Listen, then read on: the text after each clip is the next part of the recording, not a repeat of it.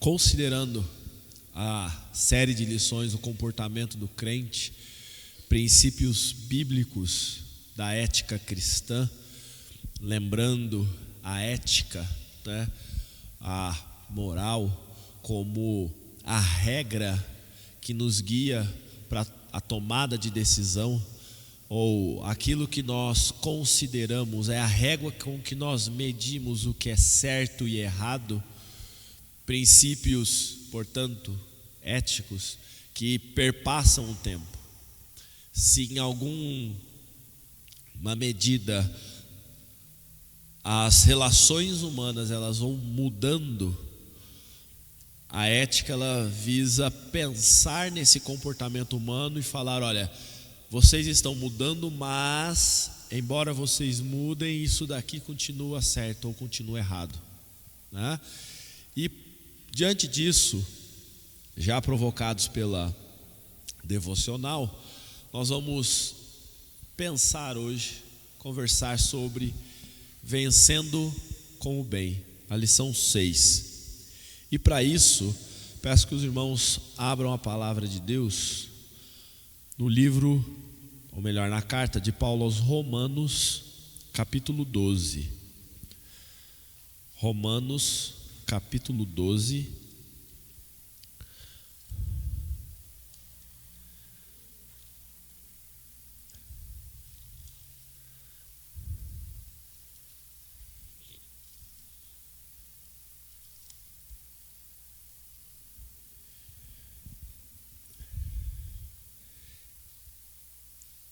Se a gente pudesse, a gente, na verdade, trabalharia com mais do que o capítulo 12, a leitura, né? Mas não vai dar tempo da gente ler tudo, porque a reflexão que Paulo traz, que a gente vai ler no versículo 12, ela é consequência já do que ele vem discutindo no capítulo 11, né? Ou até mesmo do 10. E aí estamos falando então da forma como Deus trata os judeus para inserção dos gentios como povo de Deus. Então Paulo está falando: olha, povo de Deus não é apenas aqueles que foram escolhidos lá atrás, os tais ditos filhos de Abraão, mas Jesus Cristo se apresentou e esses que tinham a herança por direito, digamos assim, eles negaram, eles recusaram essa herança. E de forma então misericordiosa, Deus estende essa graça para além daqueles que eram ditos filhos de Abraão e alcança os gentios. E diante deste panorama, deste cenário, né, vem o capítulo 12, onde diz o seguinte, a partir do verso 1: rogo-vos, pois, irmãos, pelas misericórdias de Deus, que apresenteis o vosso corpo por sacrifício vivo, santo e agradável a Deus, que é o vosso culto racional. E não vos conformeis com este século, mas transformai-vos pela renovação da vossa mente, para que experimenteis qual seja a boa, agradável e perfeita vontade de Deus.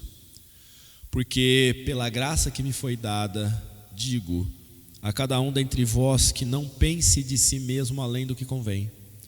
Antes, pense com moderação, segundo a medida da fé que Deus repartiu a cada um.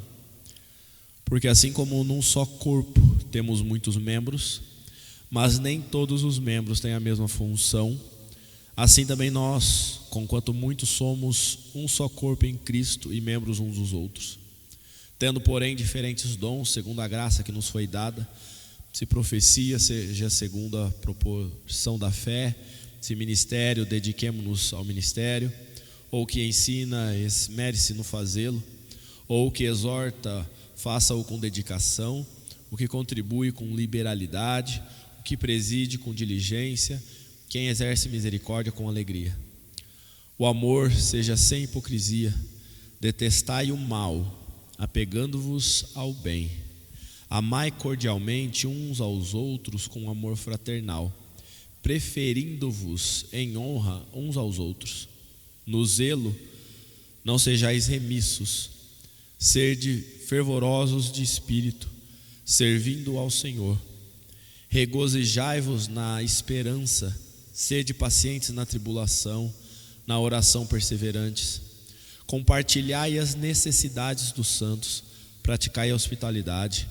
Abençoai os que vos perseguem. Abençoai e não amaldiçoeis. Alegrai-vos com os que se alegram e chorai com os que choram.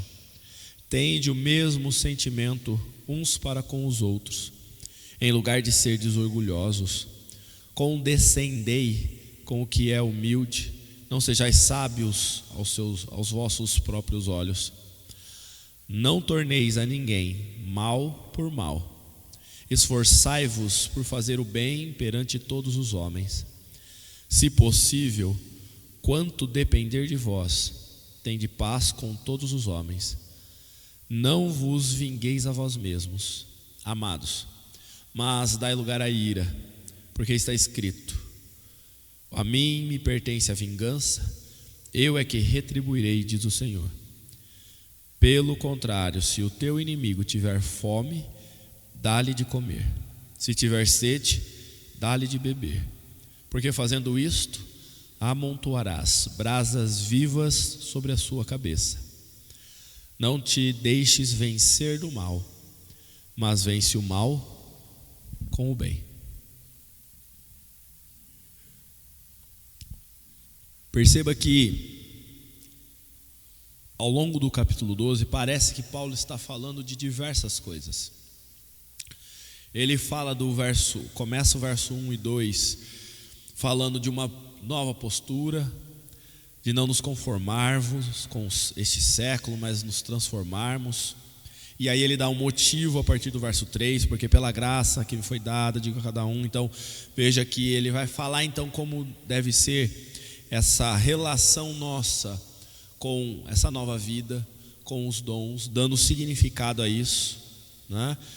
Que se nós temos dons é porque Deus nos deu para servir uns aos outros. Há uma necessidade como corpo de que cada um colabore com o outro nas suas fragilidades, para que o corpo todo cresça. E aí vem então do verso 9 ao verso 21, que em negrito, quem organizou o texto bíblico em versos, capítulos, coloca lá até as virtudes recomendadas, né? Veja que parece que nós vamos falar de diversas coisas, contudo, o verso 9 já começa falando: o amor seja sem hipocrisia. Portanto, o que nós estamos falando é que, semelhante ao que Jesus fala sobre amar os inimigos, Paulo agora vai pegar esse versículo ou essa fala de Jesus e vai elaborar um pouco mais essa ideia de amor. Veja que ele fala de amor no verso 9, fala de amor no verso 10, né? Ele vai então, portanto, esclarecer o significado do amar cordialmente uns aos outros. E nós vamos dividir a lição em 3 partes. Na primeira, nós vamos olhar exatamente para o verso 17 e 21, que é, digamos, o começo e o fim dessa história, dessa ideia. Verso 17: não torneis a ninguém mal por mal, esforçai-vos por fazer o bem perante todos os homens. E o verso 21: não te deixes vencer do mal, mas vence o mal com o bem. Tem uma frase que o autor da lição coloca, de Champlin, que diz o seguinte: abster-se do mal é serviço de um monge. Lutar e vencer é tarefa de um crente. Abster-se do mal significa o quê? quando alguém está com uma abstinência do álcool, da droga, é porque não está usando, correto? Síndrome de abstinência, síndrome de que não está usando, está longe, não faz uso de. Então, o abster-se é não fazer uso, é não ter para si. Abster-se do mal é serviço de um monge. Então a ideia, né, de você se afastar, se retirar, meditar e qualquer coisa vinculada a um que a gente tem de senso comum de monge, parece correto. Então o mal, né, o se afastar do mal, tem aquela aparência zen, se vincula com o monge. Contudo, o que ele provoca a gente é que a gente não tem que ser monge, a gente não tem que se abster do mal, até mesmo porque o mal, ele está em nós, o potencial de fazer o mal. O que ele diz é que nós devemos lutar e vencer o mal. Essa é a nossa tarefa como crente, porque de forma natural, o que nós fazemos diante do outro que nos ofende, diante do outro que nos causa dor, diante até mesmo do nosso senso de justiça, quando olhamos para qualquer coisa que nos contraria, que parece ser errado, ou que para nós de fato é errado, segundo os nossos olhos. É exatamente um sentimento que nós temos de reação para que o outro aprenda que ele fez errado. E o aprender não é de forma simples, não é de forma amável, mas é com dor. Está muito teórico? Pensa em alguém que, por vontade mesmo, por querer mesmo, foi lá e deu um pisão no seu pé. Criança, normal, né? Vai lá e esbarra, passa batendo, empurra, né? Quantos aqui já não encararam alguém na escola, fora da escola, quando era criança, uma outra criança que era briguenta, que queria, parece que estava toda hora te desafiando para querer brigar, ou querendo um pretexto para brigar. Se não é um pisão no pé, é um empurrão, é uma palavra, é de ofensa, né? Quem aqui nunca levou uma fechada no trânsito e pensou em fazer mais do que buzinar, né? Quantas histórias nós vemos na internet de perseguição em trânsito, né? De pessoa que levou um tiro. Essa semana, no Nordeste, se eu não me engano, um gari foi baleado por um empresário, porque o caminhão de lixo estava parado, eles estavam recolhendo lixo e não tinha como ele passar. Aí o que ele faz? Saca a arma e atira. Um gari perdeu a vida porque o caminhão de lixo não deixou o cara passar. É essa sociedade que nós nos encontramos. E aí a pergunta a provocação que a gente tem que pensar é o seguinte: esse cara que atirou, ele parece ser um ser horrível. De fato é. Mas o que me faz ser diferente dele? Em que medida o meu coração é diferente do dele? Porque se a resposta for: eu tenho um coração bom, eu recebi uma educação diferente, eu consigo controlar as minhas emoções, eu tenho estratégia, eu sou aquilo, eu sou alguma coisa, você está indo por um caminho que provavelmente vai ser errado.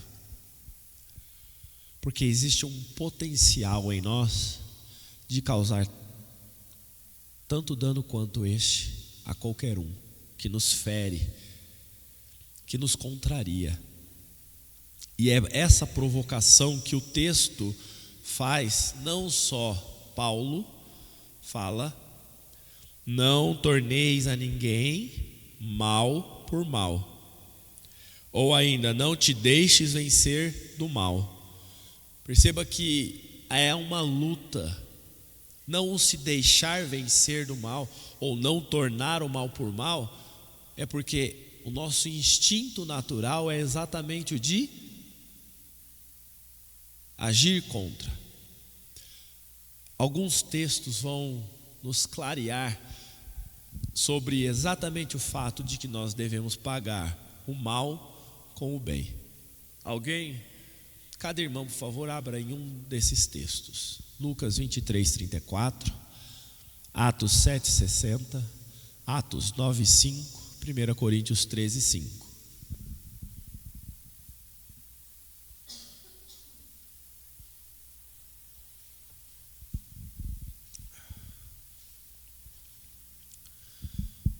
Quem achou Lucas 23:34?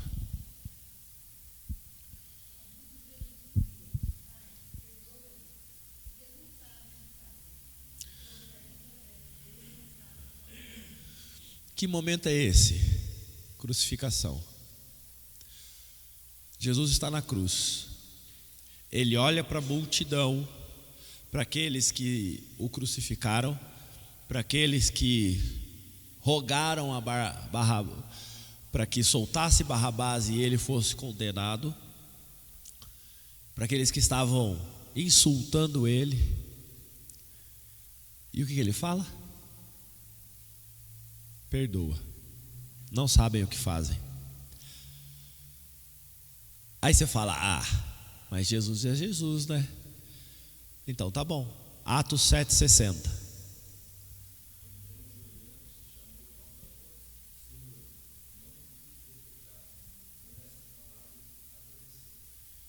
Estamos falando de quem agora? De Estevão. Estevão não era Jesus, mas por pregar, por servir a Cristo, o que acontece com ele? É levado em praça pública e apedrejado. E o que ele fala para as pessoas? Ou melhor, para Deus, em relação àquelas pessoas, seus inimigos, seus assassinos. O que ele diz? Parece que ele falou a mesma coisa que Jesus, não é? Perdoa.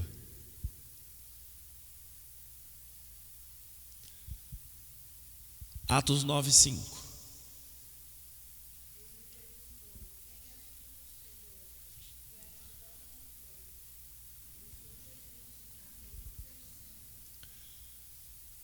Veja que a relação que nós temos como exemplo é que Jesus,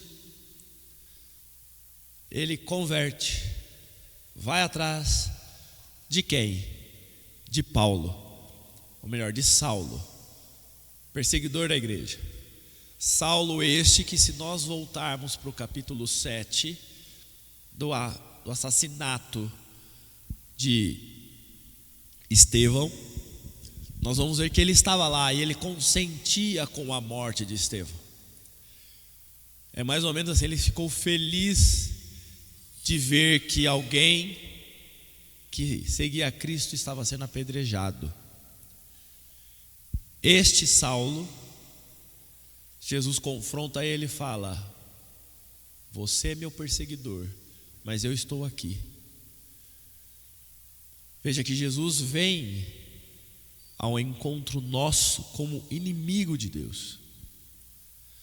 A paga que nós recebemos pelo nosso mal, pelo nosso dano, pelo nosso pecado, pela nossa afronta a Deus, é o quê?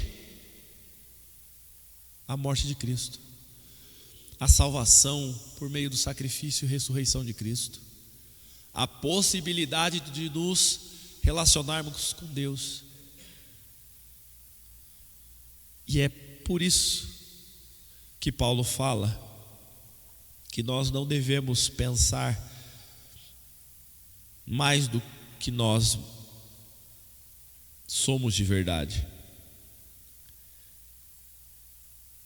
Temos uma função no corpo. Somos transformados por Deus.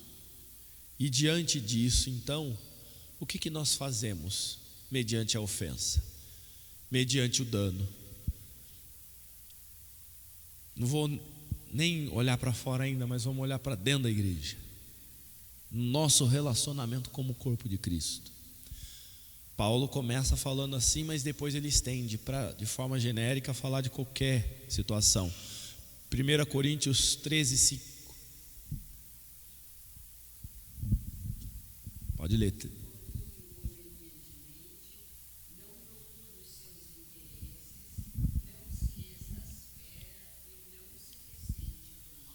Ao fazer um arrazoado sobre o amor, famoso texto de Coríntios 13, o que ele fala do amor? Não ressente do mal. Basicamente, Paulo está falando: olha, para nós amarmos, não há limite, não deve haver limite. Ah, mas a pessoa, ela é ruim. Tá, você também era, Deus chamou, ame. Ah, mas a pessoa é um assassino, um homicida. A pessoa assassinou alguém na minha família. A pessoa fez isso, fez mal para mim. Tá, você também fez mal para Deus. E agora você é família de Deus. E quando você peca, você também faz mal a outra pessoa ou a Deus. E Deus continua te amando. Então você tem que amar. A linha de pagar o mal com o bem nada mais é do que fazer o que Deus fez conosco. Essa é a primeira questão. Então, eu não devo retribuir o mal com o mal, mas pagar o mal com o bem. Se alguém me faz algo ruim, feio, danoso, que machuca, o que eu faço? Dou a outra face. Jesus já falou. Buscando a paz com todos os homens. John Knox diz o seguinte: o crente deve fazer o máximo ao seu alcance para evitar despertar o ressentimento ou a ira de quem quer que seja. Mas igualmente não deve irar-se por sua vez, mesmo quando lhe seja impossível não causar ofensa. O contraponto que ele está colocando aqui é: já entendi que eu não devo fazer o mal, só devo fazer o bem. Então, o crente, ele deve de fato se esforçar ao máximo para evitar despertar o ressentimento ou a ira de quem quer que seja. E como é que nós despertamos a ira ou o ressentimento de outras pessoas? Senão com as nossas falas e com as nossas ações, que vão de encontro, agora não é ao encontro, mas é de encontro, para confronto com as outras pessoas.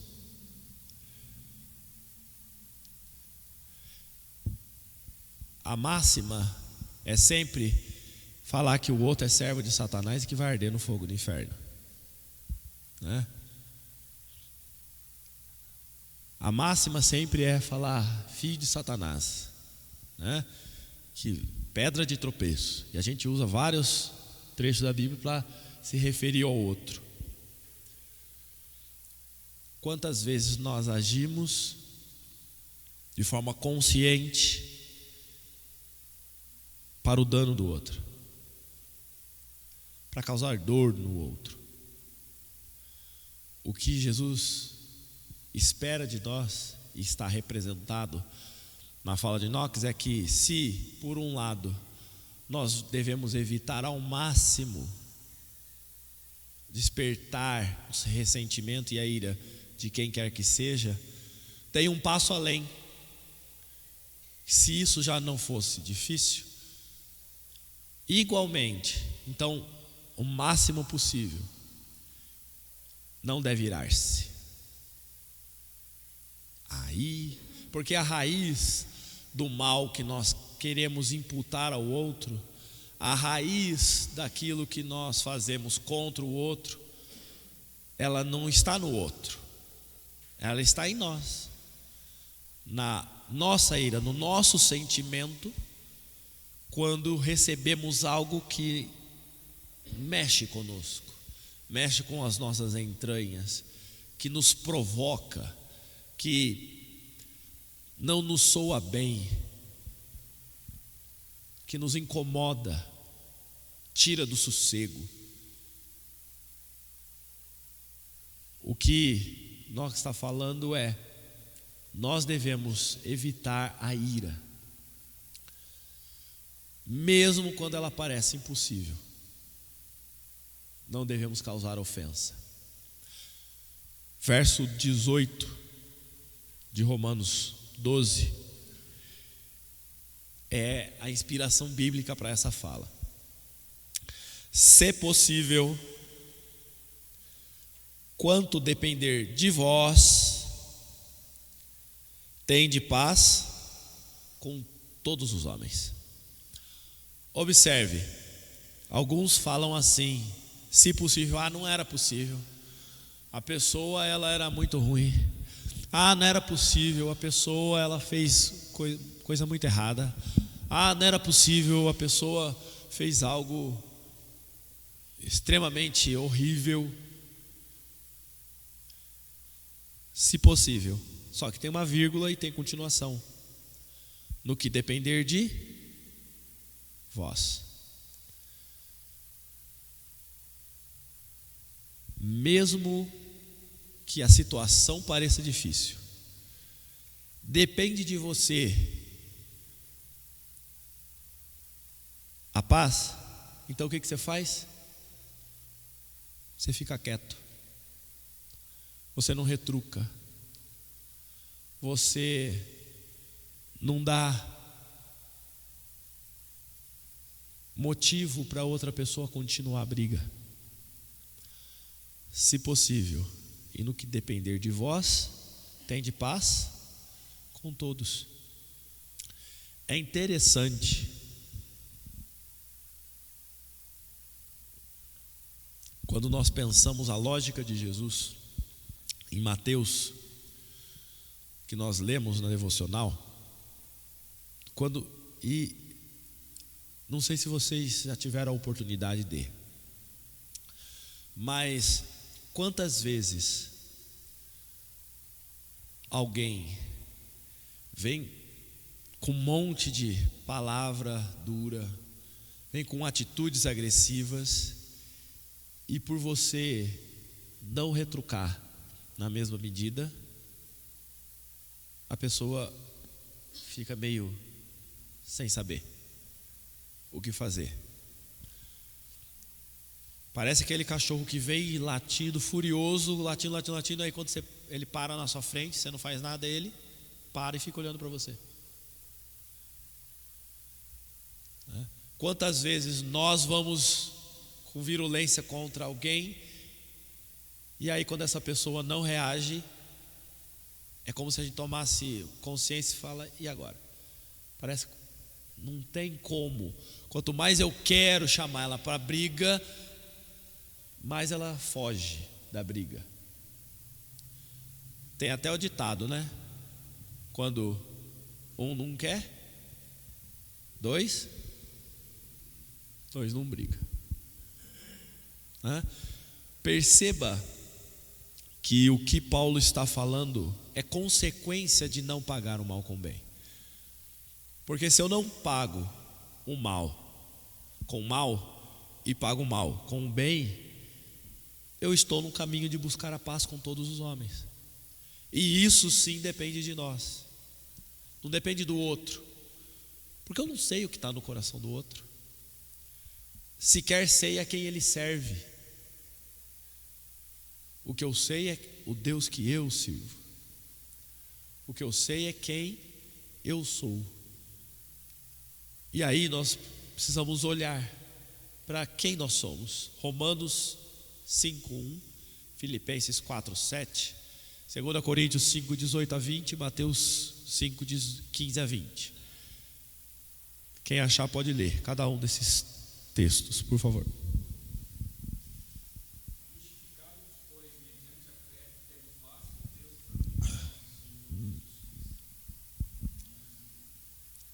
Justificados, pois, mediante a fé. Perceba que nós fomos justificados. Deus veio. Quem nos trouxe paz? Quem nos trouxe santidade? Quem nos trouxe a possibilidade de fazer o bem? Deus. Filipenses 4:7.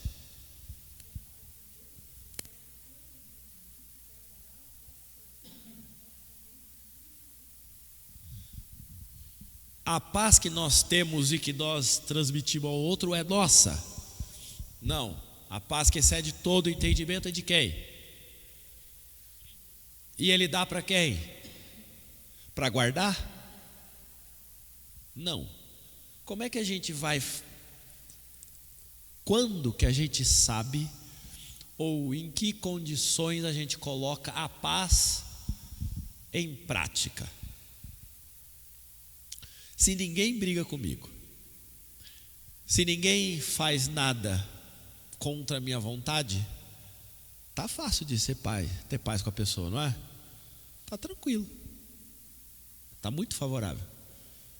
Se nada de mal acontece a mim, é lógico que eu vou estar muito sossegado.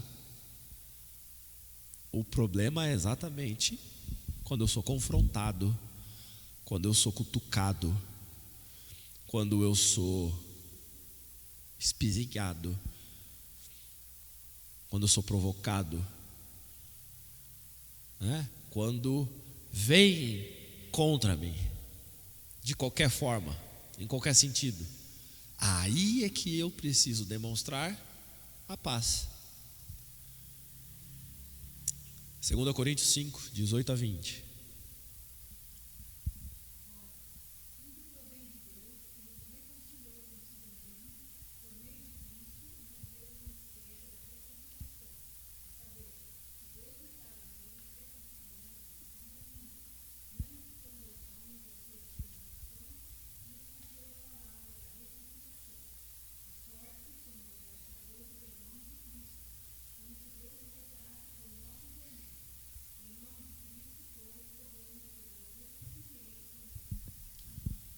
A palavra é reconciliação. Deus nos reconciliou por meio de Cristo. E nós somos o quê? Embaixadores. O que o embaixador faz? Se não representar os valores daquele que lhe enviou. Se Deus nos reconciliou com Ele, como embaixadores de Cristo, nós devemos o quê? Trabalhar pela reconciliação. Não nossa reconciliação, mas a reconciliação dos homens com Deus. E isso só é possível quando nós imitamos a Cristo. Quando nós vivemos pelos valores de Cristo e não os nossos. Mateus 5, de 15 a 20. Quem achou pode ler, por favor.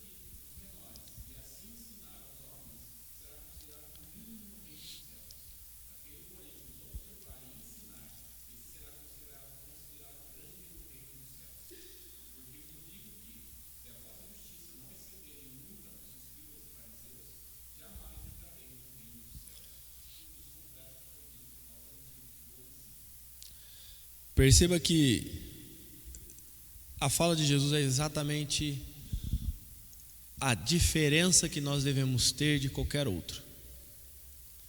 Em que medida nós devemos ser diferente dos outros?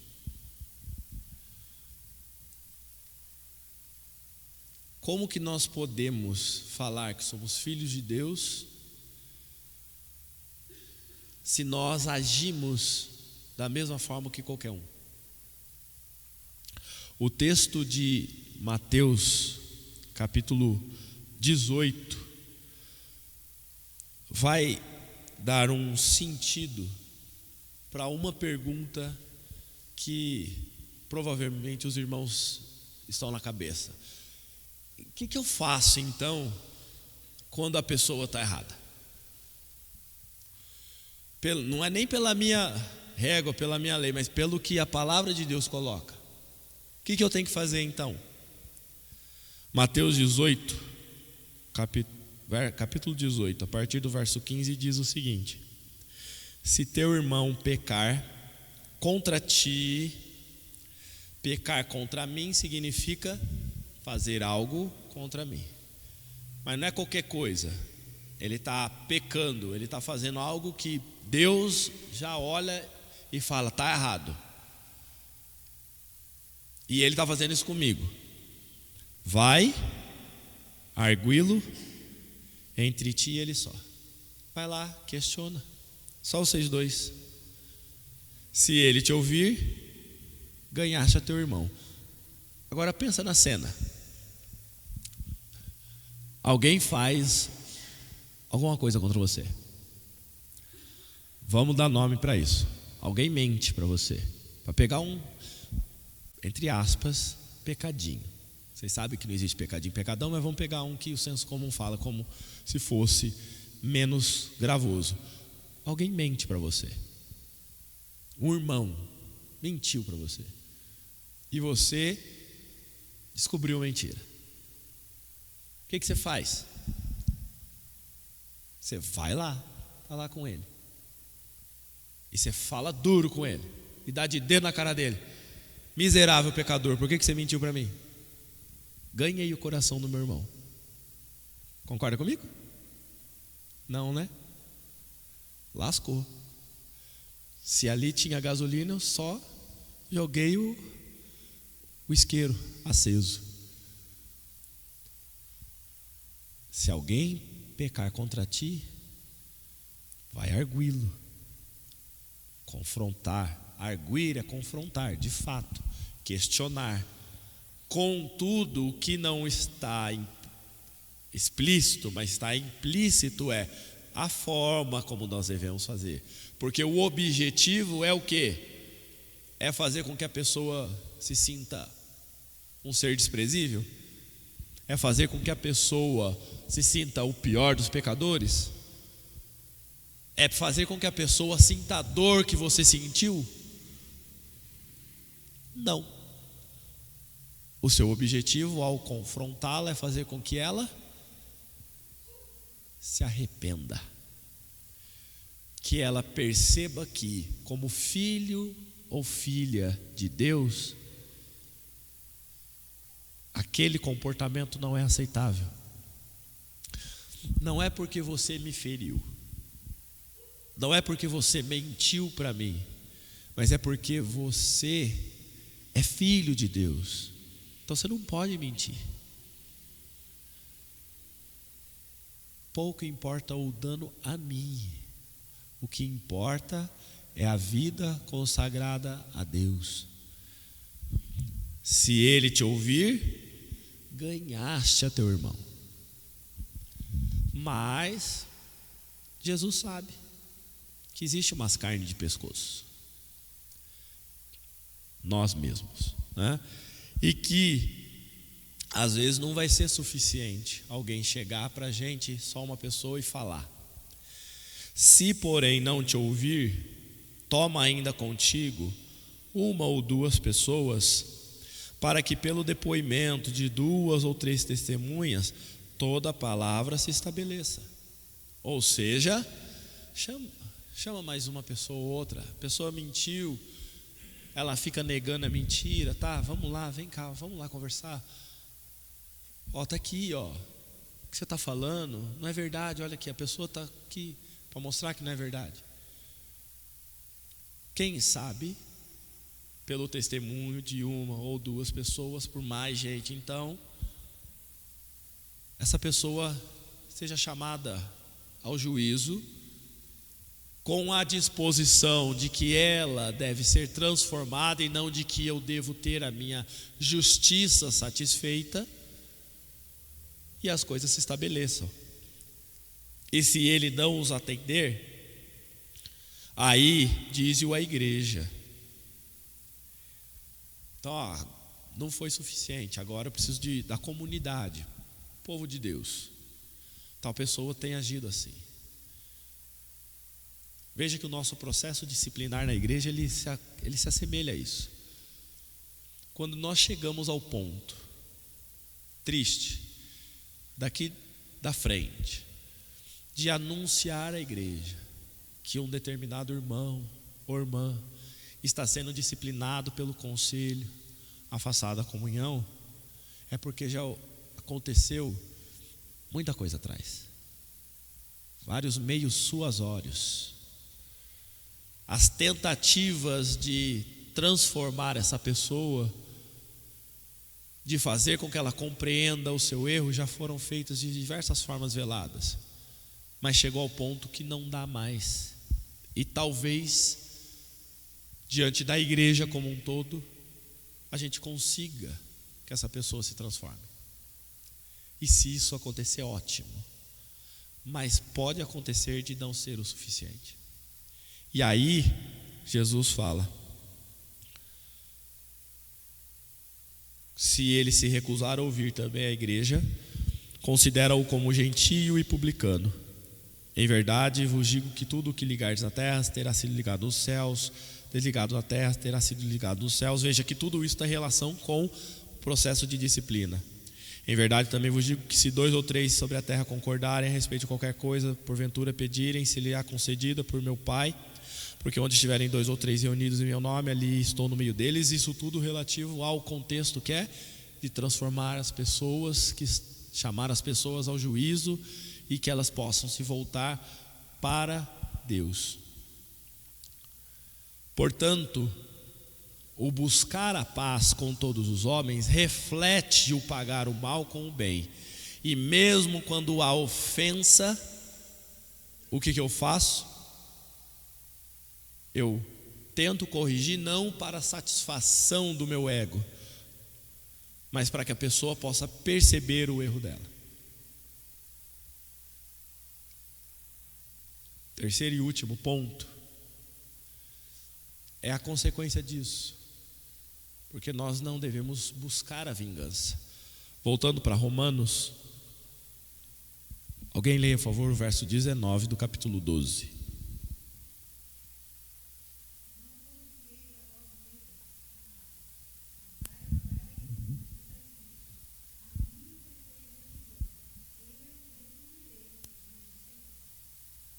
Mas aí Paulo está complicando a vida, porque ele fala: não vos vinguei, mas dai lugar à ira. Não estou entendendo mais nada.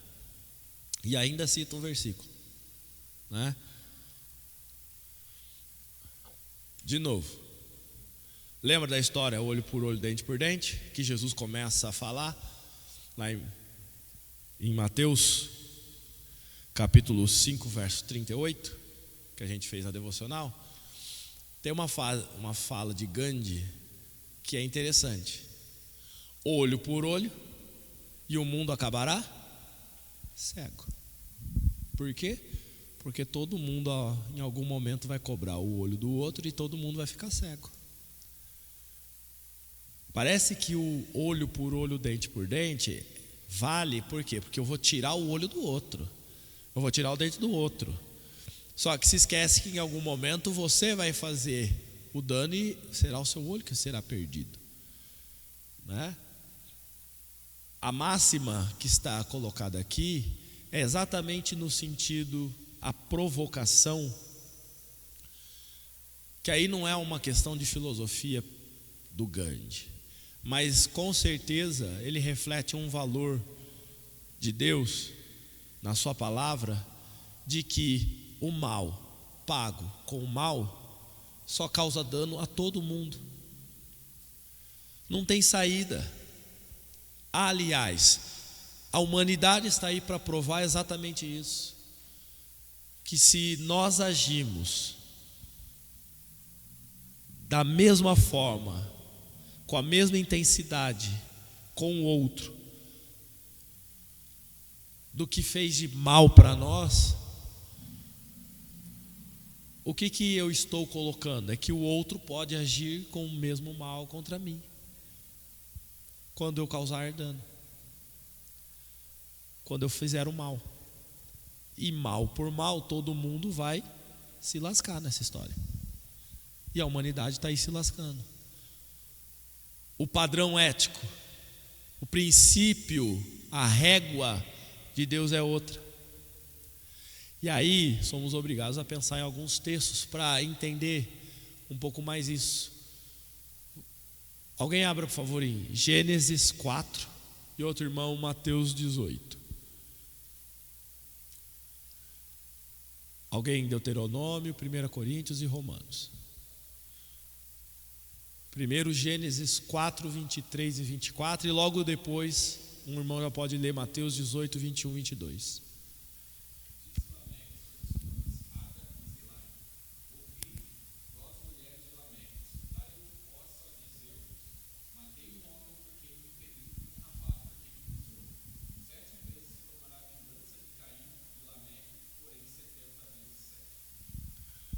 Lembra da história da lei do talhão? É exatamente contra essa ideia de Lameque. Alguém me pisa o pé, eu vou lá, corto a cabeça dele. Se sobre Caim, a vingança, aí a gente volta, que Caim, ao conversar com Deus, depois de ter matado Abel, ao ir para o exílio, ele fala: mas eu serei perseguido, vão me matar. Não, sobre você será tomado vingança 7 vezes. Aí Lameque fala assim: se Deus falou que podia tomar vingança 7 vezes sobre a morte de Caim, sobre mim eu multiplico por 70 vezes 7. Tamanho é a vontade de causar dor. Esse é Lameque. Mateus 18, 21 e 22.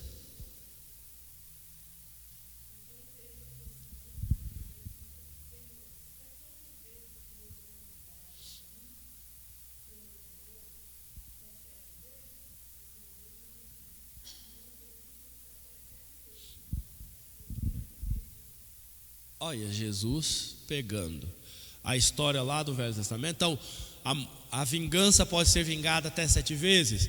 Então eu vou perdoar 7 vezes. Nossa, sou o cara. Fariseu falando, Aí Pedro, inspirado pela presença de Jesus, fala: não é 7, né, Senhor? É 70 vezes 7. Por quê? Ou só até 7 vezes? Não. Jesus chama à memória a história de Lameque, fala: Lameque não era extremamente mau e queria multiplicar por 70 o 7? Então, pega essa ideia e aplica agora para o bem, para o perdão. Se alguém te faz algo, você deve perdoar. Quantas vezes? 70 vezes 7. Ou seja, de modo grandioso, infinito. Assim como o Pai te perdoa, quantas vezes você se arrepender pelo pecado que você causa a Ele. Não busco vingança, ou melhor, não devo buscar vingança. A minha relação com as pessoas, e aí eu não vou nem usar irmão, é qualquer pessoa, é de demonstrar o amor com que Deus me amou. Aí você fala: mas você está esquecendo. Você está esquecendo o que Paulo falou. Ele falou para a gente não se vingar, mas dai lugar à ira, porque está escrito. E o que está escrito exatamente em Deuteronômio 32, Alguém leia o verso 35 e 36, por favor.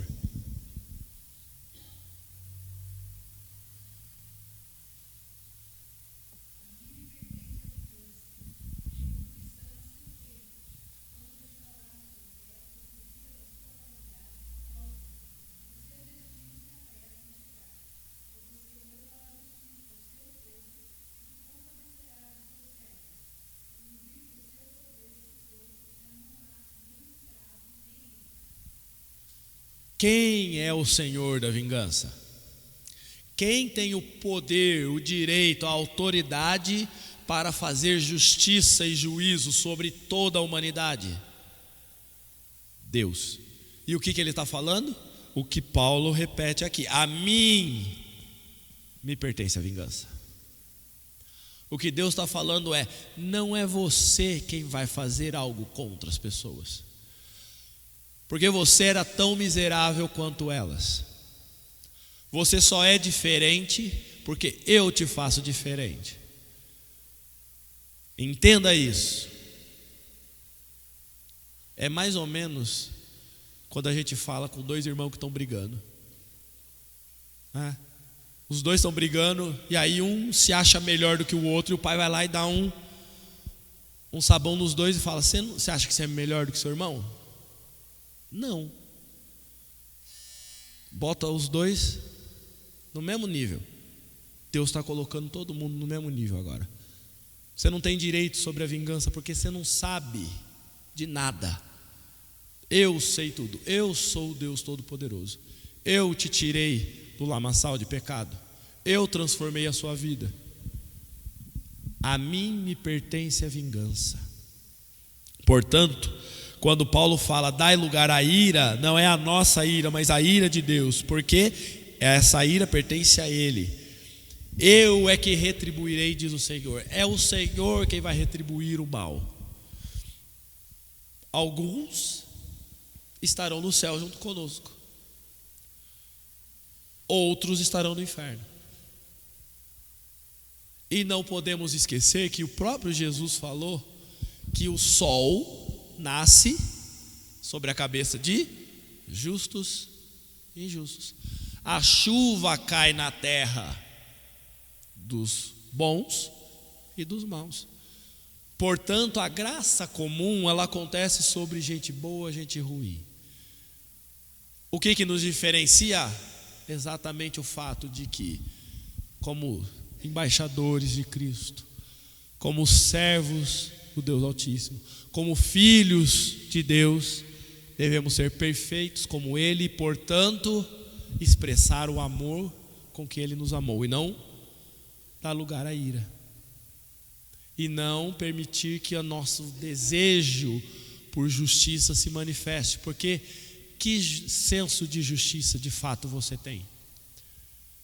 O que você busca? Satisfazer a sua vontade, saciar a sua fome de justiça, ou fazer com que Deus seja reconhecido? Muitas vezes o que nos move a causar o dano ao outro é exatamente o nosso desejo e não o querer agradar a Deus. Não devemos buscar a vingança. 1 Coríntios 13, 5 e 7.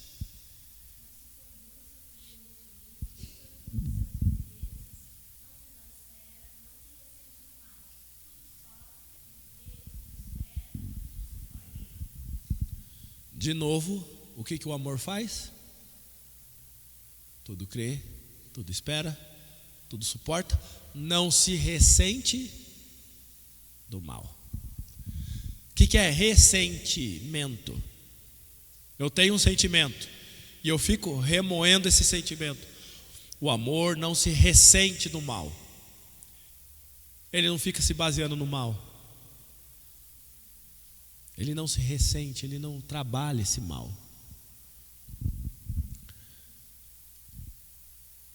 Para encerrar, Romanos 12, 1 e 2.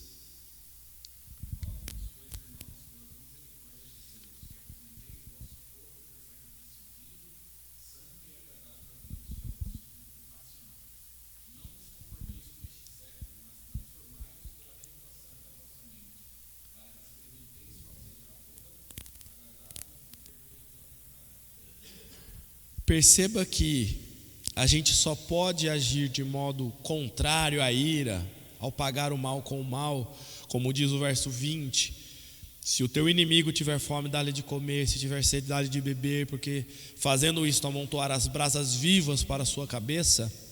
Se nós entendemos aí o começo, por isso que eu falei que a gente tinha que dar um panorama grande aqui. Rogo-vos, pois, irmãos, pelas misericórdias de Deus, que apresenteis o vosso corpo por sacrifício vivo, santo e agradável a Deus, que é o vosso culto racional. Como que nós nos apresentamos a Deus assim? Não nos conformamos com este século, mas transformando a nossa mente, o nosso ser, renovando, ou seja, nos convertendo e fazendo com que tudo aquilo que era padrão seja deixado de lado para um novo padrão, para que experimenteis qual seja a boa, agradável e perfeita vontade de Deus. Quer ser chamado filho de Deus? Jesus já fala: ame o teu inimigo, ore pelo que vos persegue. Quer ser encontrado como filho de Deus? Não pague o mal com o mal, mas pague o mal com o bem. Deixe a ira, abandone o furor, porque ao Senhor pertence a vingança. No que depender de vós, tende paz com todos os homens. É esse o padrão ético que Deus espera de nós. Aí você fala, é fácil? Não é. Para nenhum de nós. A única coisa que eu posso fazer diante disso tudo é olhar para mim mesmo e não para os outros, e ver quantas vezes eu fui exatamente contra tudo isso. Mas eu não posso parar por aí. O que eu preciso fazer é ir além e perceber que Deus está agindo com graça e misericórdia, me dando a oportunidade de tomar consciência disso e, se não antes, a partir de agora, fazer diferente. E se um carro me fechar no trânsito, eu vou pensar, até se eu vou dar uma buzinada, né? Se alguém dá um tanco, desculpa aí ter colocado o meu ombro na sua frente enquanto você está passando, né? Se alguém me faz comer jiló para me fazer mal, causar dano, quem sabe eu como até eu repita, só para fazer a pessoa mostrar para ela que eu sou forte, não, né? Mas para fazer a pessoa entender que o mal com que ela deseja para mim, eu não vou pagar com o mal, né? Eu não posso. Enquanto as crianças sobem, nós vamos encerrar com o verso 12 a 21. Romanos 12, 21.